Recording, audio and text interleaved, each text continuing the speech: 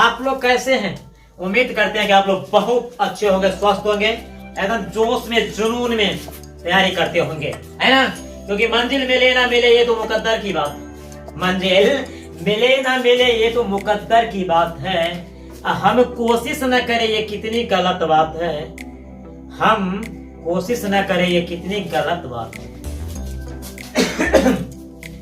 तो आज मैं आप लोग के लिए पूरे एनसीईआरटी बुक से निचोड़ कर लाया हूं, सर्च करके लाया हूं कि कौन सा ऑब्जेक्टिव इस बार साइंस के अंतर्गत आया, वह भी फिजिक्स के टॉपिक से। आज हम लोग पढ़ेंगे केवल फिजिक्स के टॉप 50 ऑब्जेक्टिव प्रश्न, और भी टॉप क्वेश्चन है हम दूसरा सेट में लेकर आएंगे, लेकिन फिर भी हमको 13 ऑब्जेक्टिव पूछा जाएगा, फिजिक्स हो चाहे केमिस्ट्री हो चाहे बायोलॉजी हो। 40 ऑब्जेक्टिव में 13, डबल क्वेश्चन है तो 26। आप लोग भी जानते होंगे बहुत अच्छे से। हमें 40 ऑब्जेक्टिव बनाना है, रिजल्ट ऑब्जेक्टिव पे भी टिकता है। सब्जेक्टिव लिखना है, ऑब्जेक्टिव को एकदम पकड़ के रखना है, रिजल्ट ऑब्जेक्टिव पे उठता है। ठीक है मेरे दोस्तों, ध्यान दीजिएगा। आज हम फिजिक्स के 50 टॉप ऑब्जेक्टिव पढ़ेंगे जो अपने आप को बेशुमार हैं, पूरे एनसीईआरटी के बुक से निचोड़ कर लाए हैं। तो चलते हैं, आगाज करते हैं। आज आपके बीच में जवाब दीजिएगा आप लोग 10th साइंस बिहार बोर्ड परीक्षा 2024 फिजिक्स के टॉप 50 ऑब्जेक्टिव परीक्षा में यहीं से आएगा, इसलिए बेटा जल्दी इसको याद कर लेना, चाट लेना, पी लेना, घोल के एकदम शरबत के भांति, क्योंकि यही क्वेश्चन आपके एग्जाम में इसी में से आएगा, कहीं उधर उधर से नहीं। चलिए, क्योंकि क्वेश्चन भाई बुक से आएगा, बुक से क्वेश्चन लिया गया। चलते हैं आपके बीच में, हम पहला क्वेश्चन आगाज करते हैं। अवतल दर्पण की फोकस दूरी उसकी वक्रता त्रिज्या की होती है।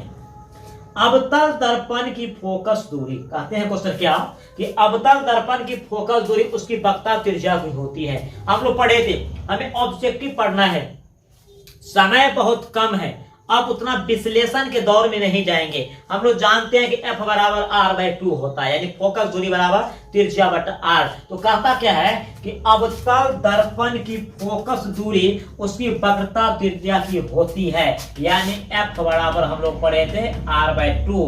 तो यानी फोकस दूरी जो होता है त्रिज्या का आधी होती है। तो अवतल दर्पण की फोकस दूरी उसकी वक्रता त्रिज्या की होती है, दुगुने, आधे, चौथाई बराबर। तो अवतल दर्पण की फोकस दूरी उसकी वक्रता त्रिज्या की होती है, क्या होती है मेरे दोस्तों?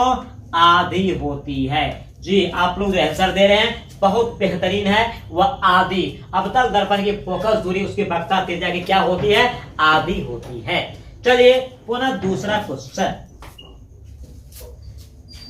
प्रकाश की किरणें गमन करती हैं, प्रकाश की किरणें गमन करती हैं, प्रकाश की किरणें गमन करती हैं सीधी रेखा में, तिरछी रेखा में, किसी भी दिशा में, इनमें से कोई नहीं।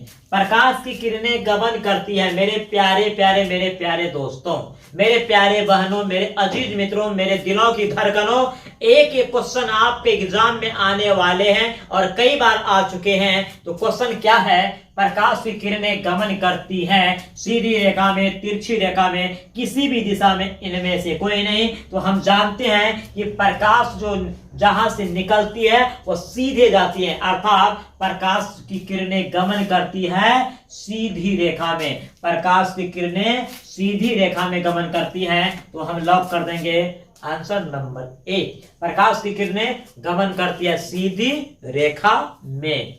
फिर दूसरा क्वेश्चन, प्रकाश के परावर्तन के कितने नियम हैं? हम लोग पढ़े थे प्रकाश के परावर्तन के कितने नियम है। प्रकाश के परावर्तन के कितने नियम है? 1 2 3 4। क्या होना चाहिए बताइए मेरे दोस्तों, क्या होना चाहिए?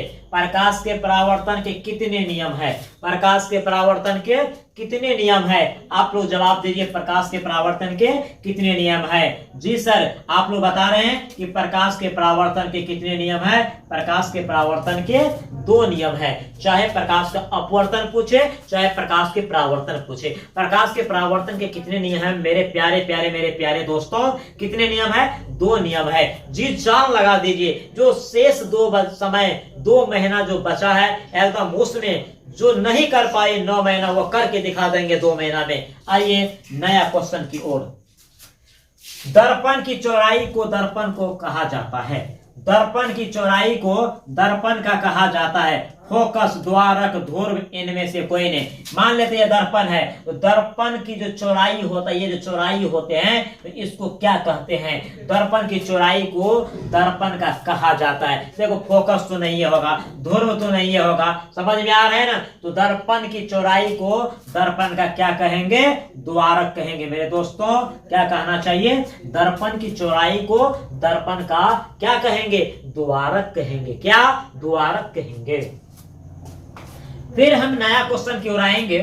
किस दर्पण का उपयोग सामान्यतः वाहनों का पश्च दृश्य दर्पणों के रूप में किया जाता है? इसका मतलब यह होता है कि किस दर्पण का उपयोग सामान्यतः वाहन का पश्च दृश्य यानी पीछे वाले दृश्य को देखने के लिए प्रयोग किया जाता है, यानी साइड मिरर के रूप में किस दर्पण का प्रयोग किया जाता है? किसमें? साइड मिरर के रूप में किस दर्पण का प्रयोग किया जाता है? समतल दर्पण, अवतल दर्पण, उत्तल दर्पण, इनमें से कोई नहीं। मेरे प्यारे मित्रों, हम लोग पढ़े थे कि समतल दर्पण का प्रयोग, उत्तल दर्पण का प्रयोग और अवतल दर्पण का प्रयोग हम लोग पढ़े थे। लेकिन साइड मिरर में किस दर्पण का प्रयोग किया जाता है? तो साइड मिरर में मेरे प्यारे दोस्तों, आप लोग जो जवाब दे रहे हैं, साइड मिरर में उत्तल दर्पण का प्रयोग किया जाता है। सब्जेक्टिव में पूछ देगा कि उत्तल दर्पण का प्रयोग साइड मिरर के रूप में क्यों किया जाता है जी, वहां हम लोग बातचीत करेंगे। फिलहाल यहाँ पर साइड मिरर के रूप में किस दर्पण का? उत्तल दर्पण का। चलो नया क्वेश्चन।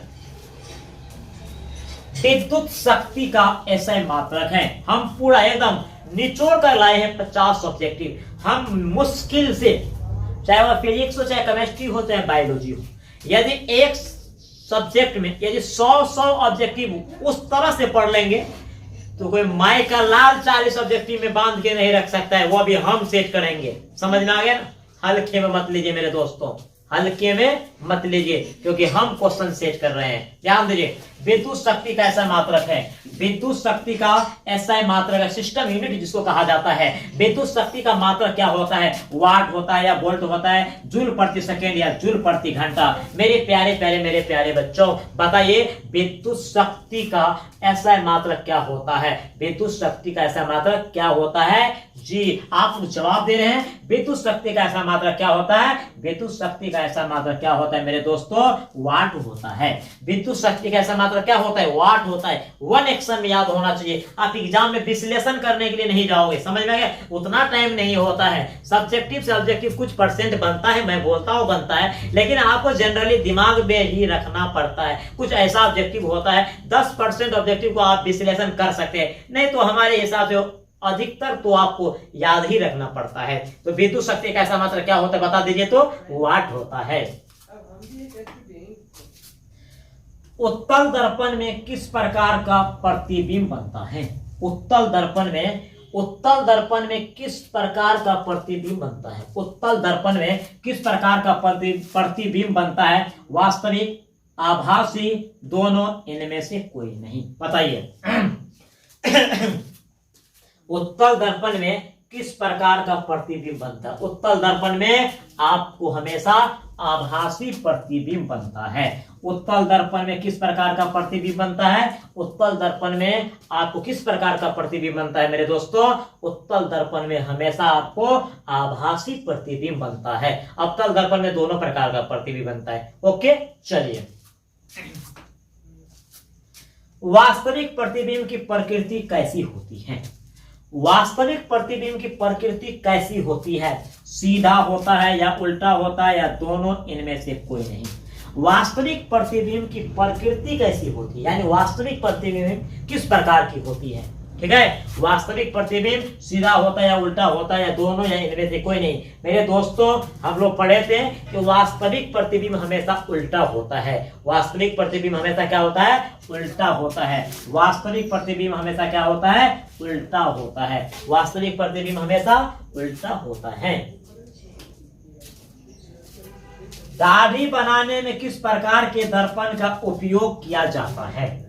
या सैलून में किस प्रकार का दर्पण प्रयोग किया जाता है? दाढ़ी बनाने में किस प्रकार का दर्पण प्रयोग किया जाता है? दाढ़ी बनाने में किस प्रकार का दर्पण प्रयोग किया जाता है? अवतल दर्पण, उत्तल दर्पण, समतल दर्पण, इनमें से कोई नहीं। ऐसे तो आजकल समतल दर्पण का भी प्रयोग होता है, लेकिन ये आपको इस क्वेश्चन के अनुसार, ये आपके बुक के अनुसार, समझे ना, अवतल दर्पण का प्रयोग सैलून में किया जाता है। जब भी आपको क्वेश्चन एग्जाम में आएगा तो आप अवतल लगाइएगा, समझ में आ गया ना। अवतल दर्पण का प्रयोग दाढ़ी बनाने में किया जाता है, यानी सैलून में, बड़े बड़े बाल दिखलाने के लिए अवतल दर्पण का प्रयोग किया जाता है सैलून में। इसी क्वेश्चन को पूछेगा हजामती दर्पण के रूप में किस दर्पण का प्रयोग किया जाता है, तो मेरा आंसर क्या होना चाहिए, अवतल दर्पण होना चाहिए। गोलीय दर्पण की वक्रता त्रिज्या 40 सेंटीमीटर हो तो उसकी फोकस दूरी होगी। गोलीय दर्पण की वक्रता त्रिज्या 40 सेंटीमीटर हो तो उसकी फोकस दूरी होगी 40 सेंटीमीटर, 30 सेंटीमीटर, 20 सेंटीमीटर, 10 सेंटीमीटर। बताइए मेरे देश के जवानों, मेरे बिहार के लालों, बताइए कि किसी दर्पण की वक्रता त्रिज्या 40 सेंटीमीटर है तो उसकी फोकस दूरी क्या होगी। हम लोग पढ़े थे F बराबर R/2, R का मान है 40/2 इक्वल टू कितना होना चाहिए, 20। तो लगाइए 20 कहाँ है, 20 सर ऑप्शन नंबर सी में है। तो गोलीय दर्पण की वक्रता त्रिज्या 40 सेंटीमीटर है तो उसकी फोकस दूरी कितना हो जाएगी, 20 सेंटीमीटर। इसी क्वेश्चन को पलट देगा कि फोकस दूरी यदि 20 सेंटीमीटर है तो वक्रता त्रिज्या क्या होगा, तो हम इसका क्या कर देंगे, दोगुना कर देंगे, क्योंकि त्रिज्या जो होता है फोकस का दोगुना होता है, यानी F बराबर R/2 होता है। तो इसका करेक्ट आंसर क्या हो जाएगा, सी हो जाएगा। निम्न में से किस दर्पण की फोकस दूरी धनात्मक होती है। निम्न में से किस दर्पण की फोकस दूरी धनात्मक होती है, यानी किस दर्पण की फोकस दूरी धनात्मक होती है, अवतल दर्पण की, उत्तल दर्पण की, दोनों, इनमें से सभी। निम्न में से किस दर्पण की फोकस दूरी धनात्मक होती है। हम लोग पढ़े थे चिन्ह परिपाटी के अनुसार, चिन्ह परिपाटी के अनुसार हम लोग पढ़े थे कि अवतल दर्पण का सब चीज क्या होता है, माइनस में, यानी ऋणात्मक में होता है। उत्तल दर्पण का सभी क्या होता है, धनात्मक होता है। तो क्वेश्चन क्या है, किस दर्पण की फोकस दूरी धनात्मक होती है, तो उत्तल दर्पण का फोकस दूरी क्या होता है, धनात्मक होती है। उत्तल दर्पण का फोकस दूरी क्या होती है, धनात्मक होती है। फिर देखो, रोगियों के नाक, कान, गले आदि की जांच के लिए डॉक्टर प्रयोग करते हैं। रोगियों के नाक, कान, गले आदि की जांच में कहते हैं कि डॉक्टर प्रयोग करते हैं, अर्थात इसका कहना यह है कि चिकित्सक के रूप में किस दर्पण का प्रयोग किया जाता है, यानी मेडिकल के लाइन में किस दर्पण का प्रयोग किया जाता है। मेरे प्यारे दोस्तों, अवतल दर्पण, चाहे समतल दर्पण, चाहे उत्तल दर्पण, या इनमें से कोई नहीं। तो डॉक्टर के रूप में जो है ना, डॉक्टर के रूप में अवतल दर्पण का प्रयोग किया जाता है। किस दर्पण का, अवतल दर्पण का। जी छोटा छोटा भाव को बड़ा कर दिखलाएगा, यानी अवतल दर्पण का प्रयोग सैलून में भी किया जाता है, अवतल दर्पण का प्रयोग मेडिकल लाइन में भी किया जाता है। पुनः नए क्वेश्चन देखिए।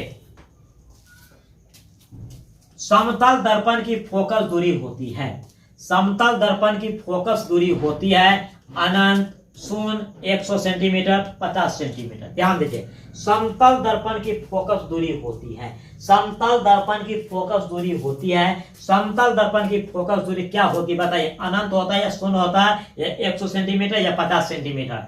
समतल दर्पण की फोकस दूरी क्या होगा, अनंत होती है। समतल दर्पण की फोकस दूरी क्या होती है मेरे दोस्तों, अनंत होती है।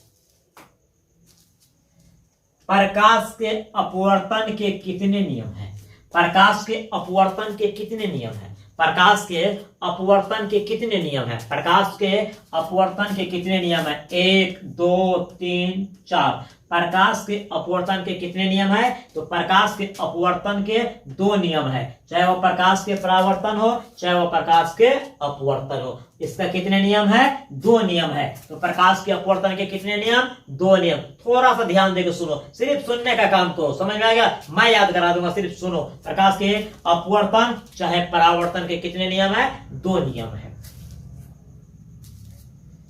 निम्न में से किस माध्यम में प्रकाश की चाल अधिकतम है, निम्न में से किस माध्यम में प्रकाश की चाल अधिकतम है। हम लोग पढ़े हैं निर्वात में सबसे ज्यादा प्रकाश की चाल होती है 3 लाख किलोमीटर प्रति सेकेंड, यानी 3 गुने 10⁸ मीटर प्रति सेकेंड या 3 गुने 10⁵ किलोमीटर प्रति सेकेंड हम लोग पढ़े थे।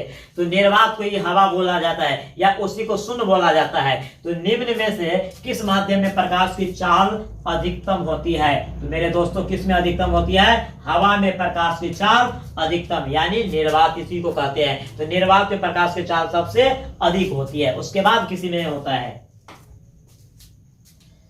पानी का अपवर्तनांक है, यानी पानी का अपवर्तनांक कितना होता है? 1.33, 2.42, 1.65, 1.003। पानी का अपवर्तनांक कितना होता है? एक एक क्वेश्चन आपको एग्जाम बोर्ड में आने वाला है, किसी भी क्वेश्चन को इधर उधर मत समझना, एक एक क्वेश्चन आपके लिए इंपोर्टेंट है। कहते हैं कि पानी का अपवर्तनांक है, पानी का अपवर्तनांक कितना होगा? 1.33। इसी को सब्जेक्टिव में डाल देगा कि पानी का अपवर्तनांक 1.33 है। इस कथन का क्या अर्थ है? चलेंगे हम लोग वहां पर सब्जेक्टिव में बात करेंगे कि पानी का अपवर्तनांक 1.33 का मतलब क्या होता है। चलते हैं पुनः नए क्वेश्चन की ओर। आप लोग देखिए कि पानी का अपवर्तनांक कितना होता है? 1.33 होता है। कौन सा लेंस अपसारी लेंस भी कहलाता है? कौन सा लेंस अपसारी लेंस कहलाता है? कौन सा लेंस अपसारी लेंस कहलाता है? अवतल लेंस, उत्तल लेंस, दोनों, इनमें से कोई नहीं। कौन सा लेंस अपसारी लेंस कहलाता है? कौन सा लेंस अपसारी लेंस कहलाता है? मेरे दोस्तों, अवतल लेंस को अपसारी लेंस कहते हैं। अभी इसी क्वेश्चन को सब्जेक्टिव में डालेगा कि अवतल लेंस को अपसारी लेंस क्यों कहते हैं। अवतल लेंस को अपसारी लेंस क्यों कहते हैं, वहां पर हम देखेंगे जब हम सब्जेक्टिव लेकर आएंगे। मेरे प्यारे दोस्तों, अवतल लेंस को अपसारी लेंस क्यों कहते हैं? तो किस लेंस को अपसारी लेंस कहते हैं? अवतल लेंस को अपसारी लेंस कहते हैं। निम्न में से कौन सा पदार्थ लेंस के लिए प्रयुक्त नहीं किया जा सकता है? निम्न में से कौन सा पदार्थ लेंस के लिए प्रयुक्त नहीं किया जा सकता है? यानी इसमें से कौन ऐसा पदार्थ है जिसको हम लेंस बनाने के लिए या लेंस में प्रयुक्त नहीं कर सकते हैं? जल हुआ, कांच हुआ, प्लास्टिक हुआ, मिट्टी हुआ। मेरे दोस्तों, मिट्टी का कोई लेंस बनता है नहीं ना, तो हमारा आंसर क्या होना चाहिए? मिट्टी होना चाहिए। यानी किस पदार्थ का प्रयोग हम नहीं कर सकते लेंस बनाने में? किसको? मिट्टी का प्रयोग हम लेंस में नहीं कर सकते हैं। ओके, तो क्वेश्चन आपका एक पे एक क्वेश्चन है, किसी को कम मत समझो। एक भी क्वेश्चन इधर उधर का नहीं, पूरे एकदम सर्च करके लाया गया है, पूरे एनसीईआरटी के निचोड़ के लाए हैं। जो बचा है वो दूसरा सेट में डालेंगे। फिलहाल ये 50 क्वेश्चन एकदम आग लगा देगा आपके बिहार बोर्ड के क्वेश्चन पेपर में। देखना, आप भी रहेंगे, हम भी रहेंगे, क्वेश्चन मिलता है या नहीं मिलता है वो हम भी बताएंगे और आप भी बताइएगा। फिलहाल क्वेश्चन ये देखेंगे, निम्न में से किस पदार्थ का प्रयोग लेंस बनाने में नहीं किया जाता है? तो मिट्टी में, यानी किसका? मिट्टी का। क्या आंसर होगा? मिट्टी। लेंसों में मुख्य फोकस की संख्या कितनी है? लेंसों में मुख्य फोकस की संख्या कितनी है? 2 होता है या 1 होता है या 3 होता है? इनमें से कोई नहीं, है ना। लेंसों में मुख्य फोकस की संख्या कितनी होती है? बता दीजिए फास्ट में। लेंसों में मुख्य फोकस की संख्या कितनी होती है? लेंस में मुख्य फोकस की संख्या कितनी होती है? अरे मेरे दोस्तों, हम लोग पढ़े थे ना कि लेंस में फोकस की संख्या कितनी होती है? 2। लेंस में मुख्य फोकस की संख्या 2। F1 M2 ये सब पढ़े थे ना, F1 F2, है ना जी। ध्रुव से फोकस तक के बीच की दूरी को क्या कहते हैं हम लोग? फोकस दूरी कहते हैं। और क्या कहा है यहाँ पर? लेंसों में मुख्य फोकस की संख्या कितनी होती है? तो लेंस में मुख्य फोकस की संख्या 2 होती है। एकदम इसमें ध्यान दो, इसमें डाल दो। किसी माध्यम के अपवर्तनांक का मान होता है। किसी माध्यम में अपवर्तनांक का मान होता है। देखो, साइन ए बटा साइन आर है, साइन आर बटा साइन आई है, sine I into sine R है, साइन आई भागा साइन आर है। यानी इसका मतलब यह है कि किसी माध्यम के अपवर्तनांक का मान है, यानी अपवर्तनांक बराबर क्या होता है? हम लोग पढ़े थे ना, साइन आई बटा साइन आर होता है। साइन आई बटा साइन आर होता है, यानी स्नेल का नियम, प्रकाश के अपवर्तन के दूसरा नियम यही है ना, साइन ए बटा साइन आर। क्या होना चाहिए? साइन ए बटा साइन आर। किसी माध्यम के अपवर्तनांक का मान होता है साइन ए बटा साइन आर होता है। निम्नलिखित में कौन लेंस की क्षमता का मात्रक है?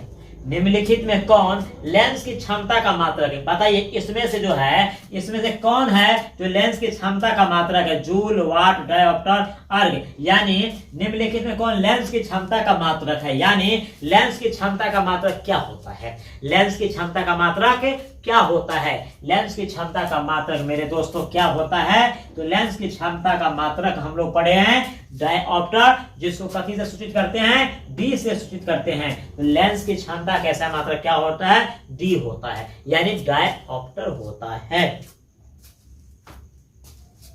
डायोप्टर उस लेंस की क्षमता होती है जिसकी फोकस दूरी है। अब बताइए, क्वेश्चन पूछेगा 1D से आप क्या समझते हैं? यानी कहते हैं कि डायोप्टर उस लेंस की क्षमता होती है जिसकी फोकस दूरी, यानी जिस लेंस की फोकस दूरी कितना होना चाहिए? 1 सेंटीमीटर, 2 मीटर, 2 सेंटीमीटर, 1 मीटर। यानी जिस लेंस की फोकस दूरी इसमें से क्या होगा तो उसे हम कहेंगे 1 डायोप्टर। यानी जिस लेंस की फोकस दूरी 1 मीटर होते हैं उस लेंस की क्षमता को हम लोग 1 डायोप्टर कहते हैं। यानी उस लेंस की क्षमता होती है डायोप्टर, उस लेंस की क्षमता होती है जिस लेंस की फोकस दूरी कितना होना चाहिए? 1 मीटर होना चाहिए। कितना मीटर? 1 मीटर। यानी जिस लेंस की फोकस दूरी 1 मीटर हो उसे 1 डायोप्टर भी कहते हैं। ओके, तो लेंस की क्षमता कैसा मात्रक? डी होता है। लेकिन डी किसको कहेंगे? जिस लेंस की फोकस दूरी 1 मीटर हो उसे 1 डायोप्टर कहते हैं।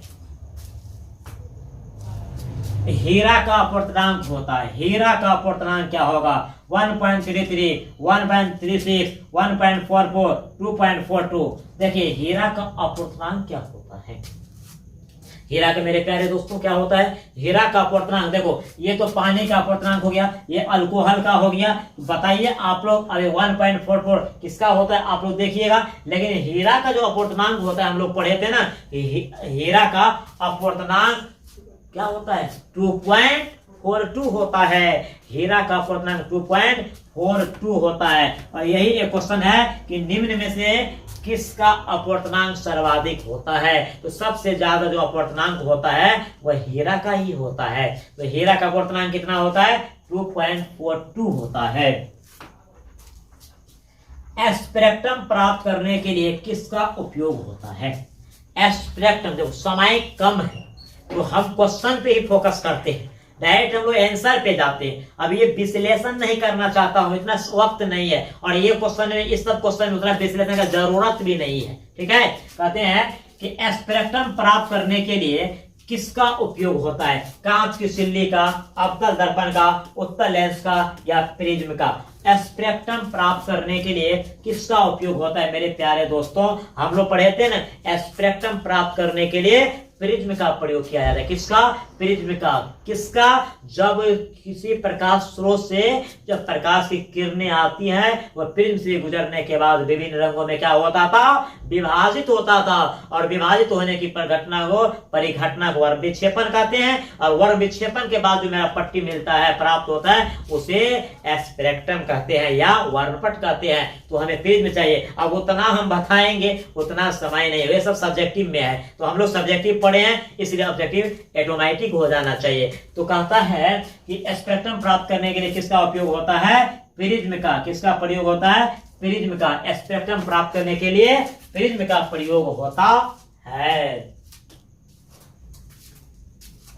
प्रकाश के किस रंग के लिए तरंगदैर्घ्य अधिकतम होता है? अब देखिए, जब वर्ण विक्षेपण का परिघटना होता है, जब स्पेक्ट्रम प्राप्त होता है, तो वहां पर तरंगदैर्घ्य होता है, विचलन होता है। ध्यान दीजिए। तो हमें क्वेश्चन ये है कि किस रंग के लिए तरंगदैर्घ्य अधिकतम होता है? बैगनी का, हरा का, लाल का, पीला का?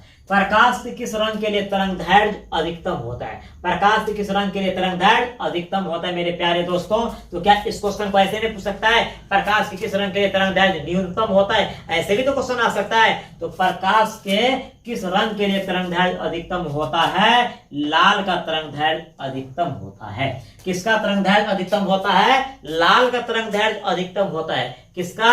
लाल का तरंगदैर्घ्य अधिकतम होता है। निकट दृष्टि दोष दूर करने के लिए किस लेंस का व्यवहार होता है?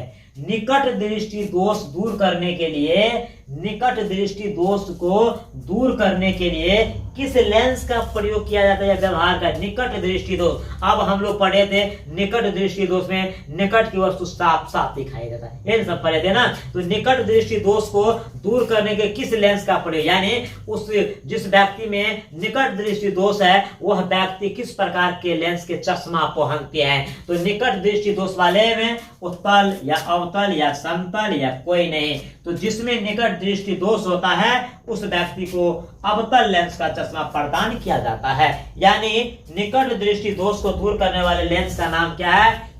अवतल लेंस। और अवतल लेंस का दूसरा नाम अपसारी लेंस होता है। तो याद रखना मेरे प्यारे प्यारे मेरे प्यारे मेरे प्यारे मेरे प्यारे मेरे प्यारे दोस्तों, ध्यान देंगे कि निकट दृष्टि दोष को दूर करने वाले लेंस का नाम क्या है? अवतल लेंस। और अवतल लेंस का हेतु का नाम अपसारी लेंस होते हैं। चलते हैं नए क्वेश्चन की ओर आगाज करते हैं। दूर दृष्टि वाली आंखें साफ साफ देख सकती हैं। देखिए अभी बताइए, इसका अपोजिट है। जिस व्यक्ति में दूर दृष्टि है वह व्यक्ति वस्तु को, किस वस्तु को देखेगा? क्वेश्चन आपका है कि दूर दृष्टि वाले आंखें साफ साफ देख सकती है दूर की वस्तुओं को, निकट की वस्तुओं को, बड़ी वस्तुओं को, इनमें से कोई नहीं।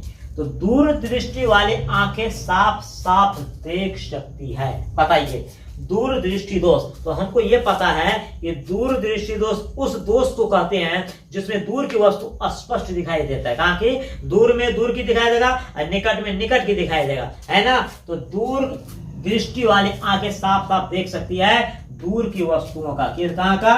दूर की वस्तुओं को साफ साफ देख सकता है, दूर की वस्तुओं को साफ साफ देख सकता है। ठीक है, दूर दृष्टि वाले आंख साफ साफ किसको देखते हैं? दूर की वस्तु को। क्वेश्चन पूछ देगा दूर दृष्टि दोष में किस लेंस का प्रयोग किया जाता है ना? उत्तल लेंस का। जब निकट में अवतल तो दूर में हो जाएगा उत्तल हो जाएगा। किसी को कोई दिक्कत? बताइए मेरे दोस्तों, किसी का कोई दिक्कत? दिक्कत नहीं होने देंगे। ठीक है, चलिए ये आपके सामने में क्वेश्चन पुनः है। एक स्वस्थ आंख के लिए, एक स्वस्थ आंख के लिए स्पष्ट दृष्टि की न्यूनतम दूरी होती है। एक स्वस्थ आंख के लिए, एक स्वस्थ आंख के लिए स्पष्ट दृष्टि की न्यूनतम दूरी होती है। एक स्वस्थ आंख के लिए स्पष्ट दृष्टि की न्यूनतम दूरी होती है 25 सेंटीमीटर, 250 सेंटीमीटर अनंत। मेरे प्यारे दोस्तों, एक स्वस्थ मनुष्य का न्यूनतम दूरी, स्पष्ट दूरी यानी स्पष्ट दृष्टि का न्यूनतम दूरी, ध्यान देना, एक अधिकतम दूरी आता है, एक न्यूनतम दूरी आता है। जब भी आपको क्वेश्चन आएगा न्यूनतम दूरी, तो इतना ध्यान रखना, न्यूनतम दूरी आएगा तो 25 सेंटीमीटर। अरे ये 50 ऑब्जेक्टिव में हम लिख के दे देते हैं, कम से कम 12-13 ऑब्जेक्टिव आपको एग्जाम में मिल जाएगा, कम से कम, नहीं तो 25 प्लस टारगेट रख देंगे। लेकिन 15-12 में किसी को कालो नहीं खाएगा, समझ सकती हो। फिर मेरा केमिस्ट्री आएगा, बायोलॉजी आएगा। थोड़ा तो सब्र रखिए, थोड़ा सा वक्त रखिए, वक्त सबका आता है, समय से पहले कुछ भी नहीं मिल सकता है, कितनों भी छटपटाइएगा नहीं मिल सकता है, समझे मेरे दोस्तों। आइए कहते हैं कि एक स्वस्थ आंख के लिए स्पष्ट दृष्टि की न्यूनतम दूरी होती है 25 सेंटीमीटर होती है। ताप बढ़ने पर चालक का प्रतिरोध, आए रे मेरे दोस्त, कैसे क्वेश्चन है। ताप बढ़ने पर चालक का प्रतिरोध क्या होता है? ताप बढ़ने पर, करेंट बढ़ने पर, ताप बढ़ने पर चालक का प्रतिरोध बढ़ता है या घटता है या स्थिर रहता है, इनमें से कोई नहीं। देखिए ताप बढ़ने पर चालक का प्रतिरोध बता दीजिए फास्ट में।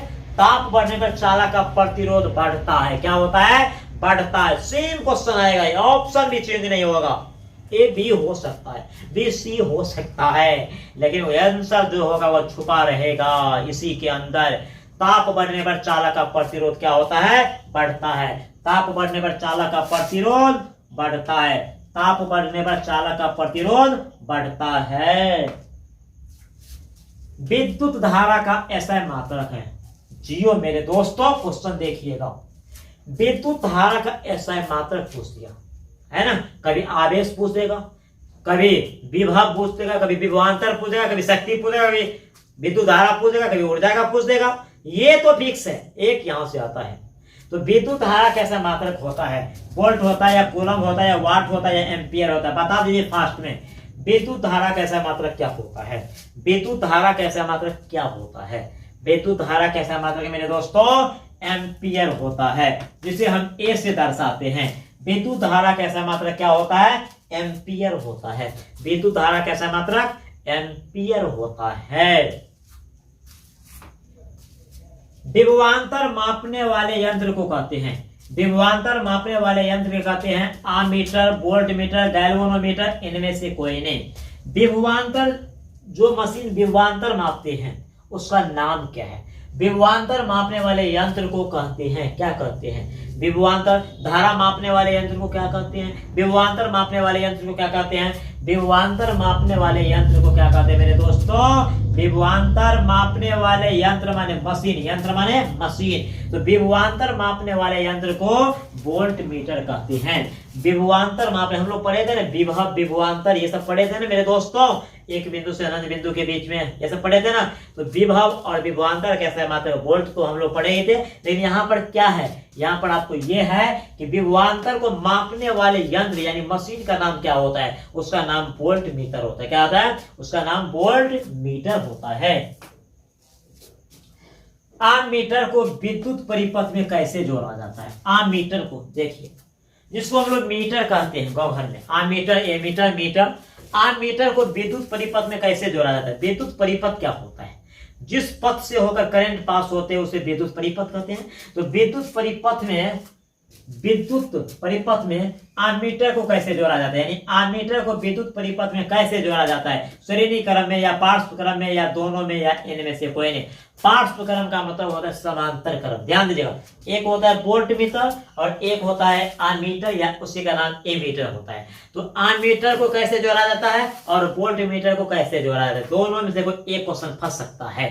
तो आमीटर को श्रेणी क्रम में जोड़ा जाता है। कैसे क्रम में? आमीटर को श्रेणी क्रम में और वोल्ट मीटर को पार्श्व क्रम में या समांतर क्रम में। तो ए मीटर को किस क्रम में? श्रेणी क्रम में। किस क्रम में? श्रेणी क्रम में।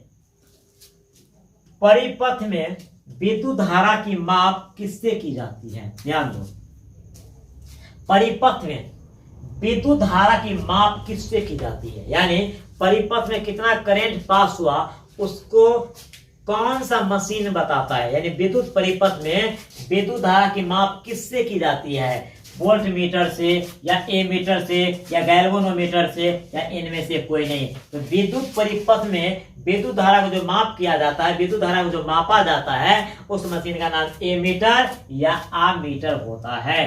तो विद्युत धारा में यानी विद्युत परिपथ में विद्युत धारा की माप किससे किया जाता है? एमीटर से। विद्युत परिपथ में विद्युत धारा का माप किससे किया जाता है? एमीटर से। 34, विभवांतर का ऐसा मात्रक क्या है? विभवांतर का ऐसा मात्रक क्या है? वोल्ट है या एम्पियर है या कूलम या वाट है? विभवांतर का ऐसा मात्रक क्या होता है बताइए। अब देखो यहाँ पे कंफ्यूज करोगे ना जी। विभवांतर का ऐसा मात्रक देखो, विभवांतर का ऐसा मात्रक, शक्ति का ऐसा मात्रक वाट होता है, आवेश का कूलम होता है, विद्युत धारा का एम्पियर होता है। तो जो बच गया हुआ क्या हो जाएगा? विभव या विभवांतर का ऐसा, विभव या विभवांतर का ऐसा मात्रक वोल्ट होता है। विभव या विभवांतर का ऐसा मात्रक वोल्ट होता है। विद्युत बल्ब का फिलामेंट बना होता है। विद्युत बल्ब का फिलामेंट होता है, यानी विद्युत बल्ब का जो फिलामेंट होता है वह किस पदार्थ का होता है? समझ में आ गया? विद्युत बल्ब का फिलामेंट किस पदार्थ का होता है? टंगस्टन का या तांबा का या प्लैटिनम का, इनमें से कोई नहीं। तो विद्युत बल्ब का फिलामेंट होता है, बताइए, विद्युत बल्ब का फिलामेंट बना होता है किसका? विद्युत बल्ब का फिलामेंट जो होता है वह टंगस्टन का होता है। किसका होता है?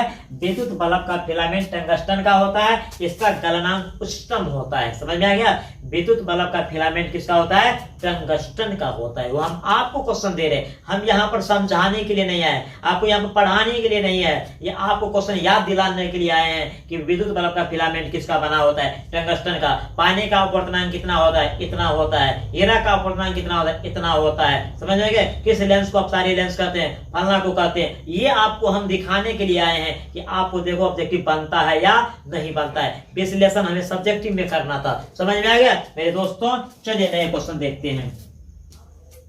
लंबाई बढ़ने पर तार का प्रतिरोध क्या होता है? देखिए, लंबाई बढ़ने पर तार का प्रतिरोध, लंबाई बढ़ने पर क्या कहते हैं, ताप बढ़ने पर, समझ गए ना, लंबाई बढ़ने पर तार का प्रतिरोध क्या होता है, बढ़ता है या घटता है या कोई परिवर्तन नहीं है, इनमें से कोई नहीं। ताप बढ़ेगा या लंबाई बढ़ेगा, समझ में गए, इसका प्रतिरोध बढ़ेगा। क्या होगा, प्रतिरोध बढ़ेगा।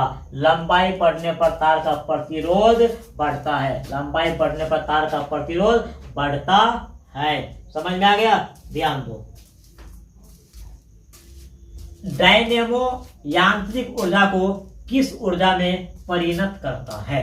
डायनेमो जिसको हम लोग जनित्र या जनरेटर भी कहते हैं, डायनेमो यांत्रिक ऊर्जा को किस ऊर्जा में परिणत करता है, यानी जनरेटर किस ऊर्जा को कन्वर्ट करता है, ध्वनि ऊर्जा को, विद्युत ऊर्जा को या सौर ऊर्जा को, इनमें से कोई नहीं। तो डायनेमो यांत्रिक ऊर्जा को, सबसे पहले किस ऊर्जा को, यांत्रिक ऊर्जा को किस ऊर्जा में परिणत करता है। लाइन हम लोग को करता है गाँव में तो बोलते हैं जनरेटर चलाइए, यानी यांत्रिक ऊर्जा को हम लोग किस में डाल देते हैं, विद्युत ऊर्जा में कन्वर्ट करते हैं। तो डायनेमो या जनित्र यांत्रिक ऊर्जा को किस ऊर्जा में कन्वर्ट करते हैं, विद्युत ऊर्जा में कन्वर्ट करते हैं। विद्युत फ्यूज विद्युत धारा के किस प्रभाव पर कार्य करता है। विद्युत फ्यूज विद्युत धारा के किस प्रभाव पर कार्य करता है। विद्युत फ्यूज विद्युत धारा के किस प्रभाव पर कार्य करता है, उसमें चुंबकीय, रासायनिक, इनमें से कोई नहीं। बताइए विद्युत फ्यूज जो है विद्युत धारा के किस प्रभाव पर काम करता है। विद्युत फ्यूज विद्युत धारा के किस प्रभाव पर काम करता है, मेरे प्यारे दोस्तों, विद्युत फ्यूज जो है विद्युत धारा के उष्मीय प्रभाव पर काम करता है। किस प्रभाव पर, उष्मीय, समझ में आएगा। विद्युत फ्यूज ज्यादा करंट पास होगा वो क्या होगा, वह करंट को भंग कर देगा। यानी विद्युत फ्यूज किस सिद्धांत पर काम करता है, उष्मीय, यानी विद्युत फ्यूज जो है विद्युत धारा के उष्मीय प्रभाव पर काम करता है। विद्युत धारा उत्पन्न करने की युक्ति को कहते हैं, बहुत अच्छा क्वेश्चन है। विद्युत धारा उत्पन्न करने की युक्ति को कहते हैं, विद्युत धारा उत्पन्न करने की युक्ति को कहते हैं विद्युत मोटर, एमीटर, गैल्वेनोमीटर या जनित्र। एकदम बहुत हाईलाइट क्वेश्चन है। विद्युत धारा उत्पन्न करने की युक्ति को कहते हैं, क्या कहते हैं, विद्युत धारा उत्पन्न करने की युक्ति को क्या कहते हैं, ये क्या कहते हैं, विद्युत धारा उत्पन्न करने की युक्ति को जनित्र या डायनेमो कहते हैं। जनित्र या डायनेमो कहते हैं। विद्युत धारा उत्पन्न करने की युक्ति को जनित्र या डायनेमो कहते हैं। चलो शांत रहो, ठीक है, चलो साइलेंट। लघु पतन के समय परिपथ में विद्युत धारा का मान, लघु पतन जिसको हम लोग शॉर्ट सर्किट कहते हैं, लघु पतन के समय परिपथ में विद्युत धारा का मान, यानी विद्युत धारा का मान में क्या परिवर्तन होता है, बहुत कम हो जाता है, परिवर्तित नहीं रहता है, नहीं होता है, बहुत अधिक बढ़ जाता है या निरंतर परिवर्तित होता रहता है। तो लघु पतन के समय, पूरा हाई वोल्टेज का क्वेश्चन चल रहा है। लघु पतन के समय विद्युत परिपथ में, यानी लघु पतन के समय परिपथ में विद्युत धारा का मान क्या होता है। जब लघु पतन जिसको हम लोग शॉर्ट सर्किट करते हैं, तो उस समय में परिपथ में बहुत अधिक विद्युत धारा का मान बढ़ जाता है। तो लघु पतन के समय परिपथ में विद्युत धारा का मान बहुत अधिक बढ़ जाता है। पृथ्वी पर ऊर्जा का सबसे विशाल स्रोत है, पृथ्वी पर ऊर्जा का सबसे विशाल स्रोत है लकड़ी, कोयला, सूर्य, चंद्रमा। मेरे दोस्तों, पृथ्वी पर सबसे ज्यादा जो क्या कहते हैं ऊर्जा प्राप्त होते हैं वह किससे प्राप्त होते हैं। पृथ्वी पर ऊर्जा का सबसे विशाल स्रोत क्या होना चाहिए, बताइए क्या होना चाहिए। पृथ्वी पर ऊर्जा का सबसे विशाल स्रोत जो है वह सूर्य है। क्या होगा, सूर्य। पृथ्वी पर ऊर्जा का सबसे विशाल स्रोत क्या है, सूर्य होगा। क्या होगा, सूर्य होगा। पवन चक्की से उपयोगी ऊर्जा प्राप्त करने के लिए पवन का न्यूनतम वेग होगा। पवन चक्की से उपयोगी ऊर्जा प्राप्त करने के लिए पवन का वेग या चाल कितना होना चाहिए, आपके एनसीईआरटी का क्वेश्चन है। पवन चक्की में है ना 20 किलोमीटर प्रति घंटा, 15 किलोमीटर प्रति घंटा, 30 किलोमीटर प्रति घंटा या 40 किलोमीटर। तो पवन चक्की से उपयोग जो हम लोग ऊर्जा करते हैं तो उसकी वेग, यानी पवन चक्की से उपयोगी ऊर्जा प्राप्त करने के लिए पवन का न्यूनतम वेग क्या होना चाहिए, कम से कम 15 किलोमीटर प्रति घंटा होना चाहिए। कम से कम 15 किलोमीटर प्रति घंटा होना चाहिए। नाभिकीय ऊर्जा प्राप्त करने हेतु आवश्यक है। नाभिकीय ऊर्जा, हम लोग नाभिकीय संलयन सब पढ़े थे ना जी, तो नाभिकीय ऊर्जा प्राप्त हेतु आवश्यक है, यानी नाभिकीय ऊर्जा प्राप्त करने के इसमें से किसका जरूरत पड़ता है, तो नाभिकीय ऊर्जा प्राप्त करने हेतु आवश्यक है सिलिकॉन, क्रोमियम, यूरेनियम, एल्युमिनियम। बताइए, नाभिकीय ऊर्जा प्राप्त करने हेतु आवश्यक है, तो नाभिकीय ऊर्जा प्राप्त करने हेतु आवश्यक जो है वह यूरेनियम, क्या है, यूरेनियम है।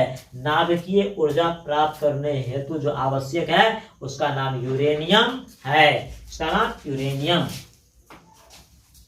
डेनमार्क को कहा जाता है, डेनमार्क को कहा जाता है उद्योगों का देश, खनिज पदार्थों का देश, पवनों का देश, जल विद्युत का देश। तो डेनमार्क को किस नाम से जाने जाते हैं, डेनमार्क को किस नाम से जाने जाते हैं हम लोग, डेनमार्क को पवनों का देश, किस, कौन सा देश, पवनों का देश कहा जाता है, डेनमार्क को पवनों का देश। यहाँ पर पवन चक्की अंधाधुंध चलता है, तो डेनमार्क को क्या कहा जाता है, पवनों का देश कहा जाता है।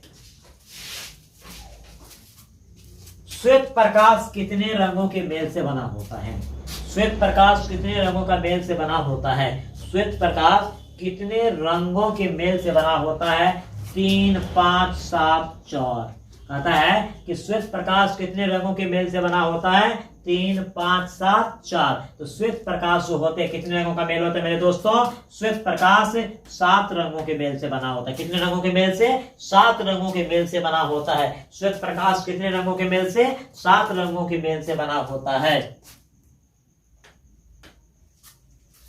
डायऑप्टर किसकी इकाई या मात्रक है, डायऑप्टर किसकी इकाई या मात्रक है, लेंस की क्षमता की, लेंस की फोकल दूरी की, प्रकाश की, इनमें से कोई नहीं। क्वेश्चन कई बार आए हैं, अलग अलग तरीका से आए हैं। कहता है कि डायऑप्टर किसकी इकाई या मात्रक, उसी को यूनिट बोलते हैं। तो डायऑप्टर किसकी इकाई है, यानी किसका मात्रक है, लेंस की क्षमता का, या लेंस की फोकल दूरी का, या प्रकाश की।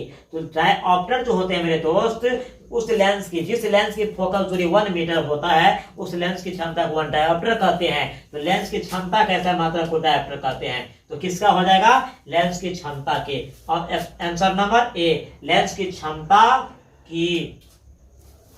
स्वस्थ नेत्र के लिए स्पष्ट दृष्टि की न्यूनतम दूरी, स्वस्थ नेत्र के लिए स्पष्ट दृष्टि की न्यूनतम दूरी कितनी होती है, 25 सेंटीमीटर, 30 सेंटीमीटर, 35, 40। ये दोबारा क्वेश्चन आए हैं, आप लोग को दोबारा पढ़ लीजिए, कोई दिक्कत नहीं। स्पष्ट दृष्टि का कहता है कि जो एक स्वस्थ मनुष्य होता है उसके लिए स्पष्ट दृष्टि का न्यूनतम दूरी क्या होता है, स्पष्ट दृष्टि का न्यूनतम दूरी मेरे दोस्तों क्या होता है, वो 25 सेंटीमीटर या 10 इंच बोला जाता है। समझ में आ गया, 25 सेंटीमीटर होता है स्पष्ट दृष्टि की न्यूनतम दूरी 25 सेंटीमीटर। और वही बोल देगा क्या दूर, क्या बोल देगा अधिकतम कितनी, तो वहां पे अनंत हो जाएगा।